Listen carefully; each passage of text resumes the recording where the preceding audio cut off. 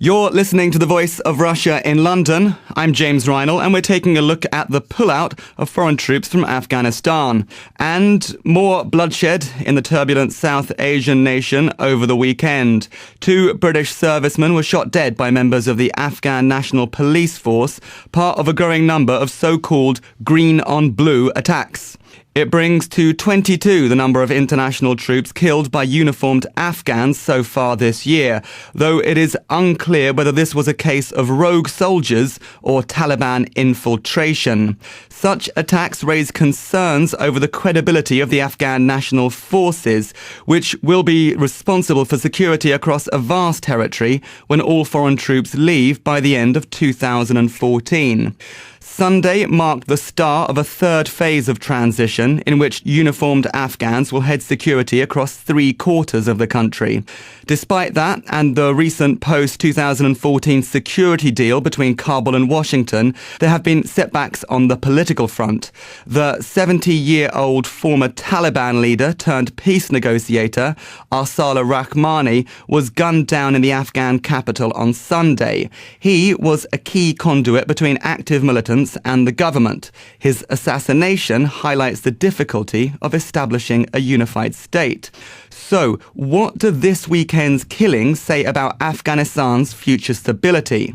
What gains are needed in political reconciliation and security before foreign forces leave? And what lessons can be learned from the Soviet pullout in the late 1980s and the country's subsequent Talibanization? To probe these questions, we're hosting a discussion in our London studio. I'm joined by Matthew Willis, a researcher from a think tank called the Royal United Services Institute, or RUSI, Chris Nineham from the Stop the War Coalition, and Nikita Mendkovich, an analyst from the Center for Contemporary Afghan Studies, over the line from Moscow. Maybe to get the ball rolling, I'll turn to you first of all, Matthew. Developments over the weekend, particularly the deaths of 2 British servicemen. What can we say about this growing number of so-called green-on-blue attacks? Well, we know that it's going to be a problem training up the Afghan security forces to take over in time for the pullout of NATO troops. But I'm not sure whether we can draw a huge amount from these incidents. It's true that there have been a growing number of them, and they've been receiving quite a lot of publicity. But until we know exactly what the reasons behind them are, I wouldn't want to draw too many conclusions. I think it's clear that there's a disconnect between the security forces and the Western troops training them, whether that's because they just don't see the gains to be made, or they just don't see eye to eye with their trainers for cultural reasons or other reasons. It's difficult to say. It could well be that they, as we well know, have multiple loyalties, and their tribal loyalties or even affiliations with the Taliban, which is quite a nebulous group, may be affecting the way they behave. So it certainly points to problems, there's no doubt about it, but the significance of those problems or true character, difficult to say. The 2 explanations that are possibly given for these kind of attacks, one of them is that it's the Taliban that have got inside, they've dressed up in Afghan National Forces uniforms, and they're using these attacks to kind of split any kind of cooperation or good spirit between the Afghan National Forces and the foreign forces. The other analysis is that they are genuine members of the Afghan National Forces who are really disgruntled. They've seen things like the Quran burnings, the Americans' urination on Afghan corpses. Which do you think is more problematic? I think they're equally problematic, and I don't think that you can necessarily separate them. I think it could be probably a bit of both in most cases. As I was saying before, they probably don't see eye to eye in many ways with the Brits or the Americans or the Canadians who are doing a lot of the training. And seeing images of, as you were saying, American troops urinating on Afghan corpses, or hearing about the rampage by the American soldier some time ago won't have helped very much. To say that the Taliban have infiltrated the armed forces is to draw too strong a distinction between the armed forces and the Taliban, because both can be members of both at the same time. Really, it depends on it really depends on what's going on any given day. Is that complicated, that the Taliban are part of the Afghan National Forces? I wouldn't say that the Taliban are part of the national forces, but I was saying that between the national forces and the Taliban, you have Afghan people, peasants, or whatever they are. And they need to make a very careful calculation as to who they want to throw their lots in with. They can't side unequivocally with the West, because the great fear is that once the West pulls out, they'll be left to the Taliban.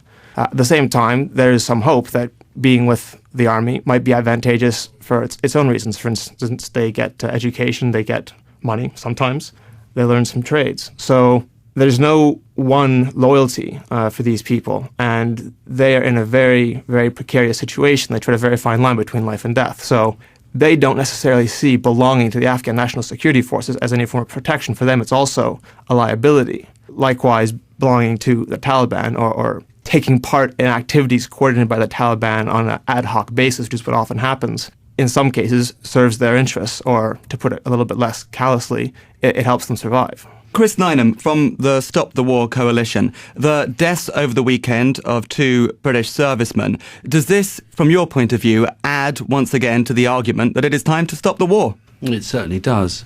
And I think that events over the weekend have shown that what really is going on here is that the West has lost militarily and also utterly lost any kind of support, any kind of hearts and minds that it might ever have had in Afghanistan. And what I think is needed, first of all, is some honesty in this debate and discussion. I mean, Lieutenant Colonel Daniel Davis leaked a report in the United States a month ago, which basically said that the reality on the ground is that NATO and ISAF are losing everywhere. The Taliban are growing in strength. Anti-Western sentiment is increasing. This is the situation we've always said would come about, but it definitely has come about now. The occupation is a shambles. It's lost. And that's the first thing the politicians and the commentators need to accept. The second thing they need to accept is that every single day that the Western forces stay in Afghanistan, the society becomes more polarised and more explosive. The division between the government and the Taliban is growing daily. The assassination that you mentioned just underlines this. Any kind of solution, any kind of moving forward in Afghanistan is going to be very, very difficult. But what we need to understand is that the presence of our troops there is making the situation worse every single day, every week, every month that we stay. And so our call for the troops to come out is the essential prerequisite for there to be any kind of sensible, any kind of proper solution in the country. I'm going to turn to Nikita in a second, but I just want to throw back at you a couple of statistics. On Sunday, that was the moment that the Afghan government announced plans for the third tranche of the country's security transition, whereby they're going to be taking the lead for security across 3/4 of the country, including all 34 provincial capitals. The latest UN report says that civilian casualties in Afghanistan have dropped 20% in the first 4 months of the year. And that's the first time it's turned around after 5 years of rising numbers of civilian casualties. How do you respond to those? Because your argument is it's getting worse, but there is some suggestion that it's getting better. The first part of what you say, what you're essentially saying, is that the Western forces are retreating, and that's true. The reason why they're handing over to so-called Afghan security forces is because they've lost. And so they've been pulled back to base. So, I mean, I agree with you that this just underlines my point. The West is being defeated. What the Afghan security forces actually mean is a whole nother question, as we've seen over the weekend, you know. That's point one. Point two, you say a 20% reduction in civilian casualties. I don't, the UN does. Sorry, the UN does. That's been quoted. Well, A, the figures are almost impossible to be certain about. But even if that's the case, you're seeing, you know, 1/5 less than the catastrophic level of civilian casualties that has been a result of the occupation. That's not enough. We want to see an end to Western bombing, to night raids, to the atrocities that have been carried out. And it's only when you see not a 20% reduction in civilian casualties, we want to see an end to all civilian casualties. And that depends on, first and foremost, the Western powers understanding their colonial mission in Afghanistan is over, finished. They need to pull out. I'll throw that one over to you in Moscow, Nikita. The West has been defeated, they're pulling back to base, and they're retreating. I'm quite disagree with this point of view. In my opinion, we should remember that Taliban propaganda isn't a so-called ground reality. Because reality is that during this April, there were near 1,000 of Taliban fighters killed and arrested in Afghanistan. It's a fact. You also mentioned 20% fall of civilian casualties. It's also the result of war efforts in this year. I can't call it defeat of the West in Afghanistan. The situation isn't easy. We can't just stop war now and go away. It's impossible. But the war can be finished, and the war can be win. It is possible. There are a lot of things done to make it. I can't say that the Taliban became bigger or stronger, because it's not real. Really, a lot of districts were recaptured from Taliban by Afghan National Army and international force. Of course, international forces are starting going back to those bases. But it is what we call a security transition.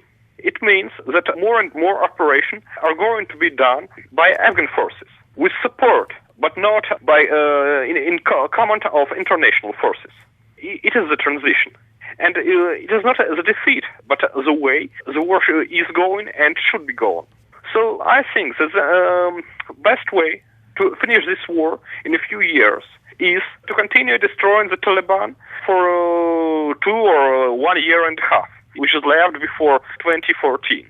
When everything is going to be ready, the best way for international forces is really to leave the country, but when it will be ready. Not now, not to run away like you are defeated, because you are not.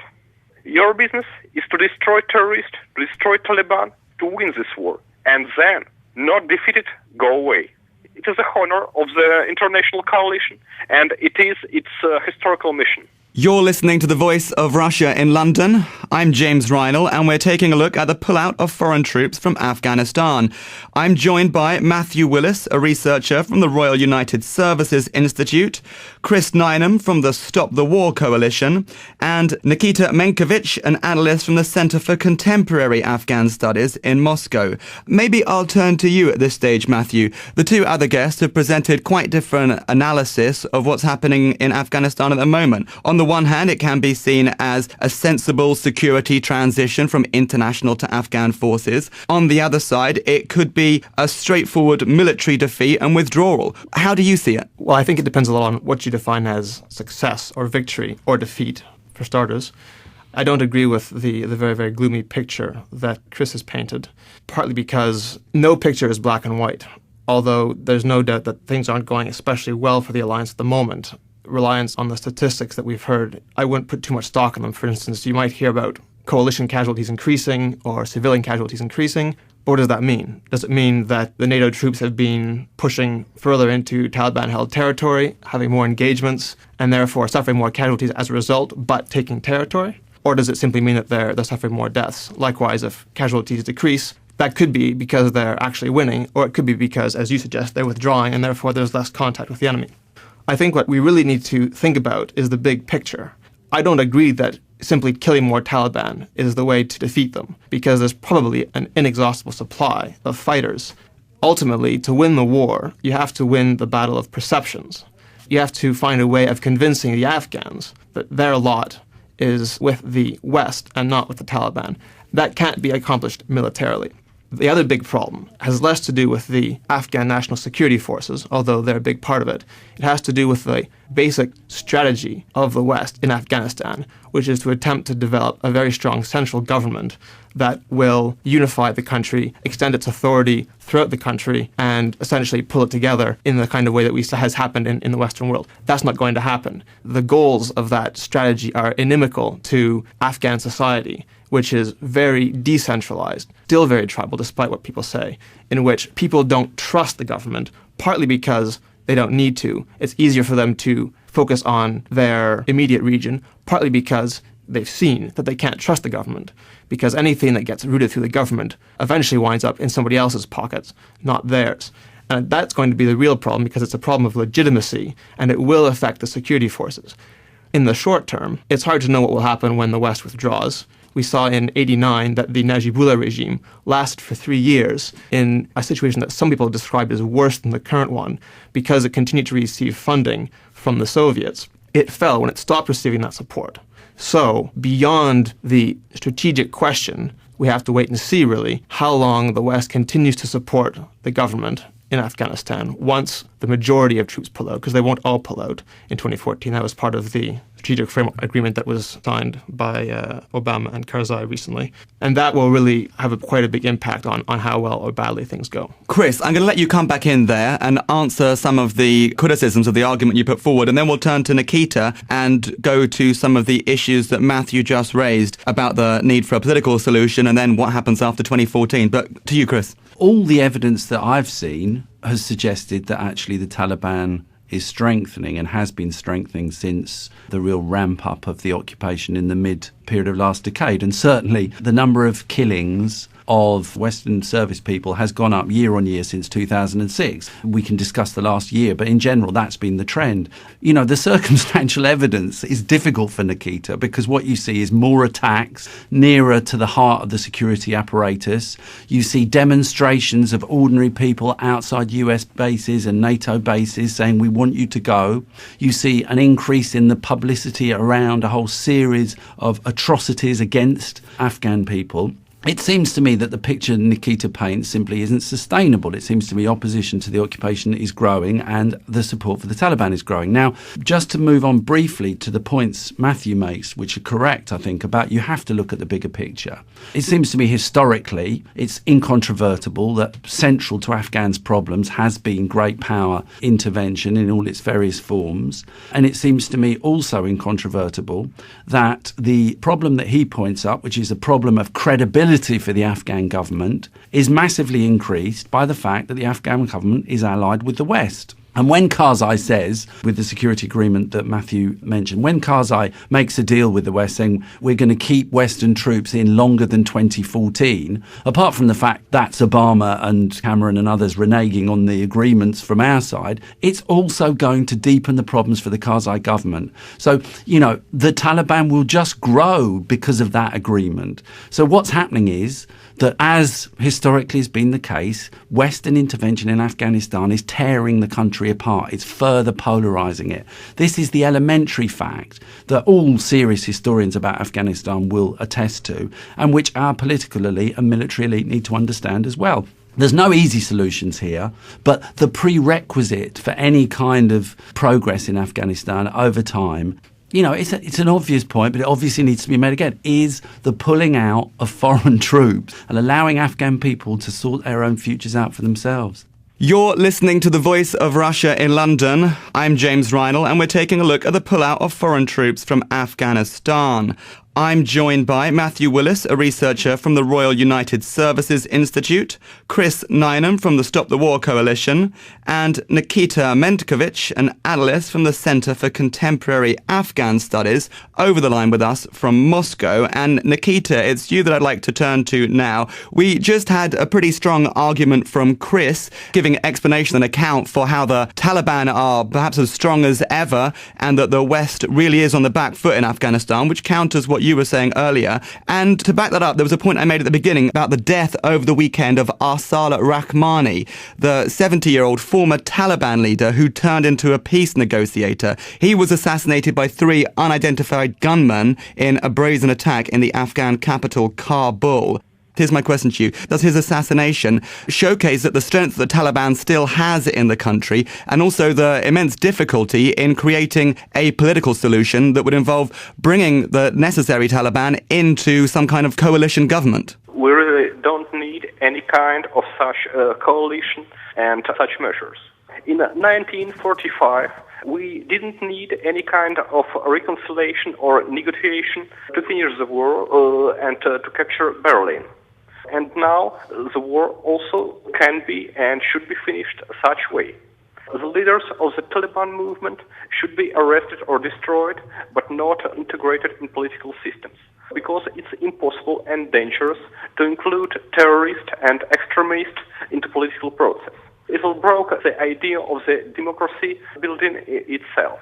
And in my opinion, I want to say just one more time, war can be avenged. It is possible. Of course, you can go to Afghanistan, for example, to Pulicharki prison, and try to persuade Taliban fighters who were arrested by national or international forces that the US is defeating. But I'm afraid it will be really hard to persuade them and to persuade those who were killed by international forces that they are winners and international forces not. It's quite a strange position, in my opinion. International coalition and Kabul government is really winning the war, not losing it. And when we're saying about terrorist acts and killings, of course it's terrible. But it's a part of a terrible war, which should be finished by winning it. Can I just stick with you for a second, Nikita? And there was an issue that was raised by Matthew Willis from RUSI earlier on, which was about the Soviet invasion of Afghanistan and the withdrawal in 1998 and 1999, which led to a Soviet-backed regime in Afghanistan that fell, he says, after a lack of Soviet support within a few years. What analysis do you present of what happened back then and what lessons can be learned from it about what's happening in Afghanistan now? The lesson is that the war shouldn't be stopped. It should be finished. Stopping the war, it means that we are just stop any action and going away. It means defeating. But when the war is finished, when the war is won, peace will come. Our big mistake in Afghanistan was stop backing of Najibullah regime in 1992. Because it led to destruction of this regime, destruction of the Kabul, and current government system. In my opinion, West, in our days, shouldn't repeat this mistake. Maybe turning to you at that stage, Matthew, the argument that Nikita is putting forward there is that you can simply win a straightforward military victory. I'm not sure that's exactly the same position as you're getting from Washington, but you look at the number of drone strikes, for example, that are being launched against members of the Taliban, killing a small number of terrorist insurgents, is possibly being seen as the way forward from their perspective. No, I don't think that's a very good idea. I think it's wrong-headed. I don't agree that you can simply get rid of the Taliban by killing them off. Partly, I should point out before I start that the Taliban are not a monolithic organization. And if the US and the West had realized in 2001 just how fractured they were, they might have found that they could have allied themselves with some of the more moderate Taliban, who in fact were better allies than the Northern Alliance, which does not have much support in the country except for in parts of the north. So I think killing the Taliban indiscriminately not only kills off allies that you could be using in these negotiations, but it also gets the Afghans' backs up terribly, and it's really counterproductive if you're trying to state build. The other reason you can't just get rid of the Taliban is because they are being supplied and backed and formed outside Afghanistan in Pakistan. That's also the reason I don't agree with the argument that Chris makes that we should all just get out and let the Afghans sort out their own problems, because Afghanistan has never been left to its own devices in a very long time. And ever since, let's just go back as far as the 80s and the Soviet-Afghan War, the Pakistanis have been involved up to the hilt in Afghanistan, helping to create unrest and instability in the country for their own reasons. So if the other countries, the NATO coalition, get out, we won't be leaving Afghanistan to its own devices. We'll be leaving it to Pakistan. Pakistan is going to continue to foment instability in Afghanistan because it sees a stable Afghanistan as a threat to it, because it's worried about being attacked by India at the same time. So it doesn't want the Afghans to be able to concert themselves in any particular way, for instance, to foment secessionist movements inside Pakistan. And that's why they're going to continue meddling there, whether we're in Afghanistan or not. And finally, I want to say that Afghan society is not monolithic. So I wouldn't necessarily say that the Western presence there is tearing the country apart. I think if it were a unitary country, then maybe you could make a claim that it was, or you could make an argument, but it's fractured to begin with. In some parts of the country, we're doing lots of good. In other parts, we're doing lots of harm, and sometimes we're doing harm and good at the same time. The Taliban have a judicial system, which is often seen as more reliable than the West. It's quite rough justice, but it's generally seen as effective. Caveats there, but let's just say that. But what did they bring in terms of education, in terms of infrastructure, in terms of water and electricity? Not very much. The West has done a lot of that. So both sides have their strengths and weaknesses. And the problem with trying to paint a clear picture of what's happening in Afghanistan is that nothing is universal in that country. It all depends on where you are, where you sit, where you stand. So, broadly speaking, is it fair to say that you advocate for a position of the status quo? You advocate for a gradual drawdown until 2014, the training of Afghan national forces, and then some kind of security arrangements, such as the one that was recently struck between Obama and Karzai in Kabul, over what happens after 2014? I think at this point, that is probably the only course of action the West can pursue.